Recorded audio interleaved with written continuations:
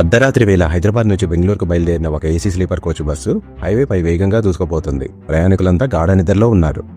కొద్దిసేపటి క్రితం అక్కడికి సమీపంలో ఒక బైక్ నడుపుతున్న వ్యక్తి తాగి వాహనం నడుపుతూ కింద పడిపోయాడు. అతని స్నేహితుడు వచ్చి బైక్ వ్యక్తిని రోడ్డు పక్కకు తీసుకువెళ్లాడు. కానీ ప్రమాదకరంగా రోడ్డుపై పడి ఉన్న ఆ బైకును పక్కకు జరపకముందే ఈ ఘోరం జరిగిపోయింది.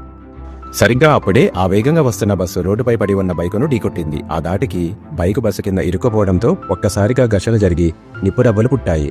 ఆ నిప్పురవ్వలు కొద్ది క్షణాల్లోనే మంటలుగా మారి బస్సు ముందు భాగంలో వేగంగా వ్యాపించడం మొదలుపెట్టాయి. ప్రధాన తలుపు జామిపోవడంతో ప్రయాణికులు లోపల చిక్కుకుపోయారు. ఆ మార్గంలో వస్తున్న ఒక వ్యక్తి ప్రమాదాన్ని చూసి తన కారు ఆపి ప్రాణాలకు తెగించి ఒక రాయి తీసుకుని బస్సు కిటికీ అద్దాలను పగలగొట్టాడు. ఆయన ధైర్యంతో పగలగొట్టిన కిటికీల గుండా ప్రయాణికులు బయటకు రావడం మొదలుపెట్టారు.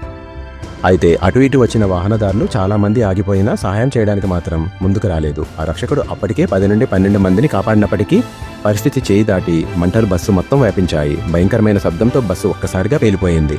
లోపల చిక్కుకున్న సుమారు 20 మంది సజీవ దహనమయ్యారు. ఒక వ్యక్తి చేసిన నిర్లక్ష్యం, నిబంధనలు పాటించని బస్సు డిజైన్ మరియు సకాలంలో సహాయం చేయని జనాల తీరు, ఈ 3 కారణాలే ఈ ఘోర విషాదానికి దారితీశాయి.